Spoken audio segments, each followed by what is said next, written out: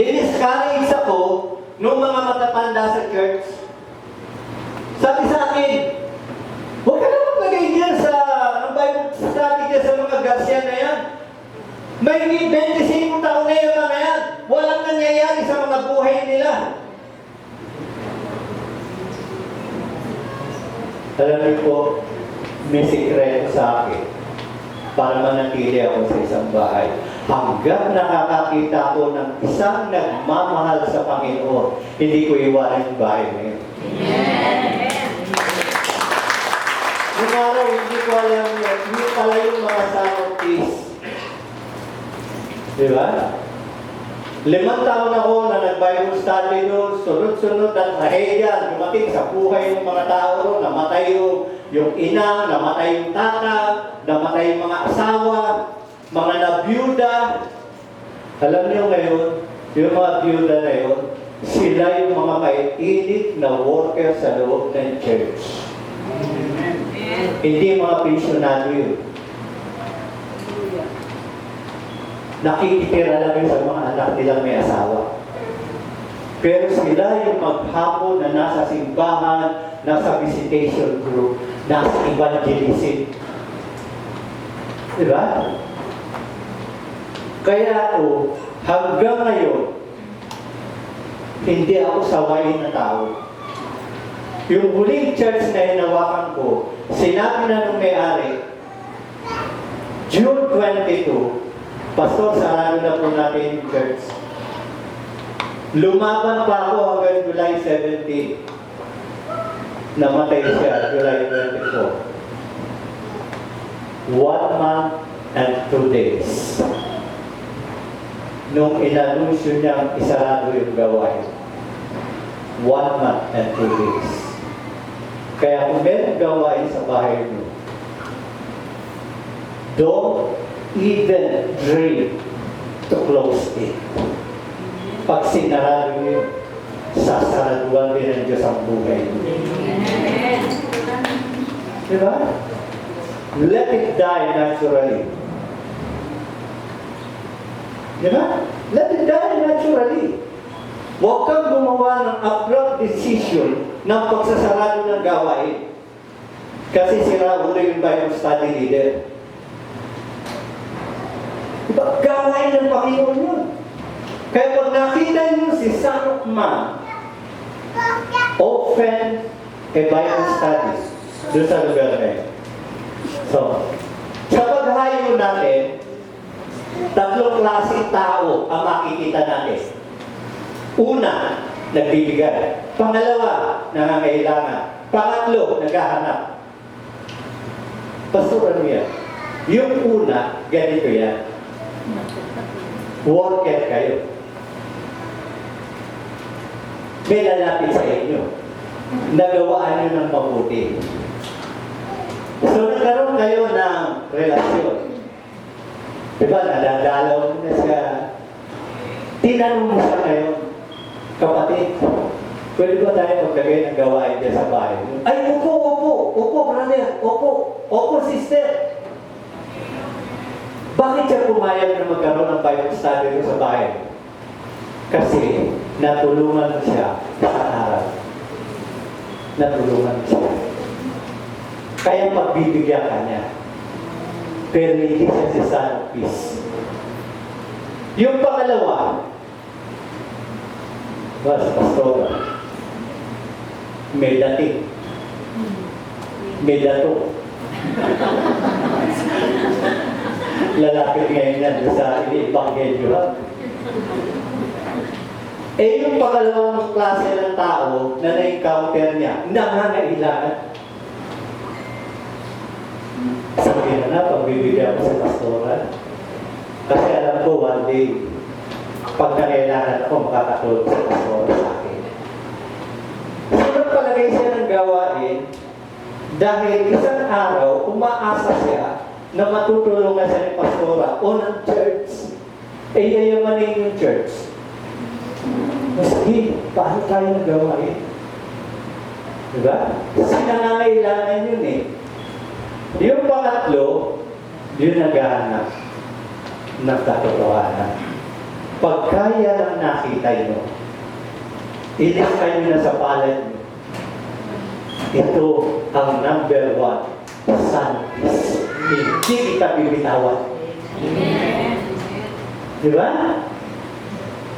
So, na-resolve na yung problema sa paano magkakaroon ng membro.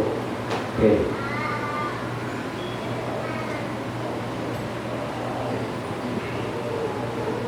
Pangalawa,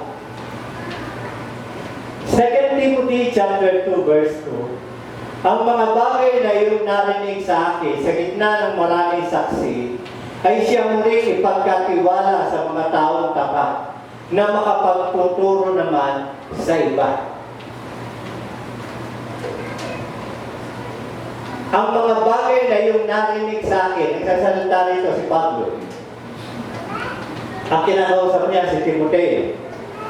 Ang mga bagay na iyong narinig sa akin sa gitna ng maraming saksi ay siyang ring ipagkatiwala sa mga taong tapat. Yung po yung faithful men. Diba? Nakita niyo yung pastor na nakapula? Yeah. Estudyante ko po yan.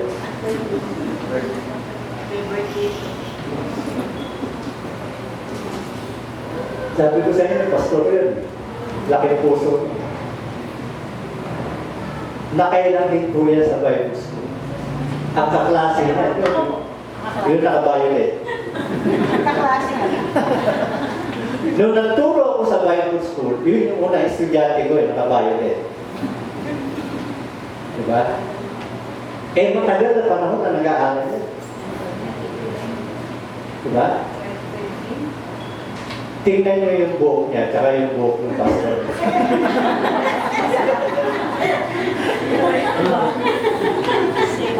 Diba? Siya yung faithful man na nakita ni Pastor Rex. Eh, ang hilig pa niya magpakain sa mga kaklase niya doon nagtuturo ako. Diba? Ngayon, may sarili na sa church. Nawindang yung buhay niya. Marami sila mga pinagdaan, mga pagsubok sa buhay. Kaya nasabi ko nga sa inyo, pagka ang pastor niyo, pastor talaga, hindi yan bibitaw sa mga membro. Alagaan niya. Lalo na pag nakita ni pastora na faithful men ka, una, ililista niya sa kamay. Son of peace. Pangalawa, faithful men. Okay, ano yan? Parang jackpot sa loto yan. Yung mga faithful men. Hindi ka lang makapagpupundar ng worker, makapagpupundar ka pa ng pastor. Dahil ang sabi diyan, yung mga bagay na yung narinig sa akin sa gitna ng maraming saksi, siya mo ring ipagkatiwala sa mga taong tapat na makapagtuturo naman sa iba. Pagka-graduate niya, right away, meron kagad na buksan na gawain, doon na kagad sa ipinuwesto ni pastor. Diba? Kaya pag nakita niyo na yung mga faithful men, huwag niyo na po siya tigilan.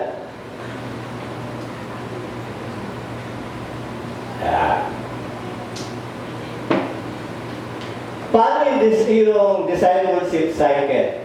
Sabi dito, yung first cycle, Paul to Timothy, Paul do, Timothy watch. Pag pumunta po kayo sa isang Bible study at may nakita kayong mga intrimido, huwag niyo munang isalang. Kasi minsan, dumarating sa ating espiritu ng katamaran, nagtuturutista na tayo. Ikaw rin na yung mag-ano na. Hindi pa nakahanda yan. Pag-aaral mo po siya sa discipleship cycle, Paul do, Timothy watch. Yan mo munang makita niya kung ano yung ginagawa. Ilang beses ka pa lang tumayo tapos mag-a-assign ka na. Di ba? Ano nangyayari? Pag nawindang yan, na-burn out yan, backslide yan. Dapat padaanin nyo muna. Nakita nyo si Son of Peace, isunod nyo na si Faithful Man. It takes time bago mo ma-recognize si Faithful Man. It takes time. Dahil mga bago pa lang tumanggap sa Panginoon yan. Alam nyo, kahit hindi pa tumatanggap ang isang tao sa Panginoon, meron talagang mga maboka. Tingnan mo na yung asset niya, pero huwag mo muna siya isaalang. Yan yung gusto-gusto tirahin ni Satanas, yung mga novice. Di ba? Kaya nga sa akin, napakahalaga ng pottery. Yung pottery po, yung procedure ng pottery, napakahalaga. Noong nandun ako sa Santa Lucia Resettlement Area sa Metarlac, na-invite ako doon ng 2 weeks. At saka, pa-attendan ako ng pottery. Pero ang purpose, pagdating ng 7 o'clock ng gabi, magba-Bible study ako. Ang nagdala sa akin doon si Ate Nis, isa rin sa professor ni Pastor Rexio. In-invite ako. Si Ate Nis, mahilig sa mga ganon, mga mission-mission. Okay. Nung unang dumating ako doon, boring. Nung gumraduate, yung mga nag-aral ng food processing at saka yung pottery, boring. Boring ang dating sa akin. Pero nung dumating yung isang time na bumalik sa akin yung procedure ng pottery, ito ang pinakamaganda sa discipleship. Una, dudurugin para mapino. Huwag nyo muna isala. Halimbawa, makakita kayo ng paso, may damage. Gagawin nyo, didikitan nyo. May-crack din. So, ginagawa sa pottery, dinudurog yun. Binababad sa tubig. Tapos sinasala. Inaalis yung mga rock portion. Yung mga matitigas, inaalis yun. Kaya sa discipleship, inaalis yung mga attitude. Yung mga tigas. Diba? Kasi pagka hindi mo inalis yung tigas, tigas ang ulo. Tigas sa puso niya. Tigas sa spirito niya. Tigas sa looban. Diba? Kaya tanggalin mo muna yung matigas. Kasi bibilan sa araw yan. Pag natuyo na yan, mamasahin niya. Bakit pinamasa? Tinatanggal yung hangin. Pag hindi mo tinanggal ang hangin, sa dinidisciple nyo, mahangin yan. Mahangin yan. Di ba? May yabang yung dating yan. Diba? Kita-kita mo yung mga pastor na mahangin. Yayabang ng dating. Di ba? Dahil sa akin, wala yung ministeryo yan. Wala yung sa pang-munisipyo, sa kapitolyo. Sa kanya pala galing, hindi pala kay Lord. Kasi hindi nga natanggal yung hangin. Diba? Pag ginalaw yan sa loob ng simbahan, gulo ang simbahan. Ang touchable niya. Kasi hindi natanggal yung hangin. Ito ang pinakamahalaga. Pag minolde mo na siya sa gusto mong anyo, meron ka pang paglalagyan na napaka-importante. Yung patuyuan. Bakit kailangan tuyo-tuyo? Paano mo malalaman na ang isang paso tuyo? Magaan. Magaan siya. Wala nang tubig. Bakit? Pag may konti sa tubig, pag sinalang mo sa oven yan, may crack. Nagka-crack yan. Yung mga nagagawa ng paso rito, magka-crack yan. Diba? Kaya daming worker na may crack. Kasi hindi natuyo. Hindi sila naghihintay sa may patuyuan. Diba? Kaya naiintindihan ko yung family.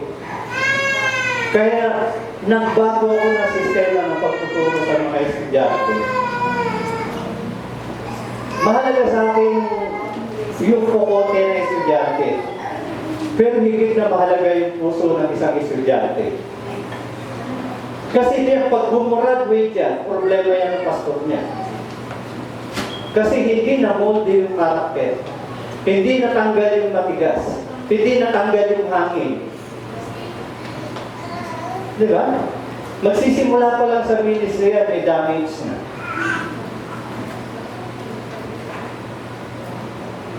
Kaya dito, sabi rito, Paul do, Timothy was. Paul do, Timothy help.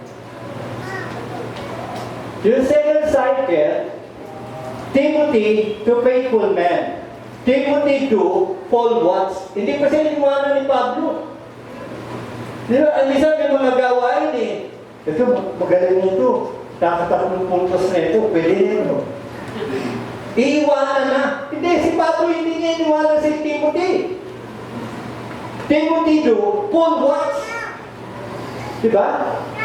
Tapos siya ka palang pumunta si Timothy do sa Timothy do, faithful man wants. Pero na, meron ka ng inihahanda. Timothy do, faithful man help. Pinatutulong mo na siya. Kasi paano yun? Sa umpisa, ikaw muna yung scripture reading. Okay ba? Simpo. After one na. O ikaw naman na open prayer ha. So sinasanay mo na siya. Ipinakikita mo sa kanya kung paano gagawin para pag nandun na siya, matututunan niya na yun. Siya na yung gagawa mismo. Third cycle. Faithful men do, Timothy was. Hindi pa siya iniwanan ni Timothy. Kaya yung mga Bible study leader, huwag mong iiwanan yung tinatrain nyo. Diba? Pupunta kayo kay Ma'am Aimee, bibili kayo ng 100 Bible lesson, o bahala ka na dyan ha. Teka muna. Pakita niyo muna sa kanila, paano ginagamit yung 100 Bible lesson? Dati, binibigyan ko na kayo ng tip para huwag na kayo mga problema. Ilang kilometro lang ang layo ni Ma'am Aimee sa inyo. Out of print na yun. Ha? Out of print. Wala na siya.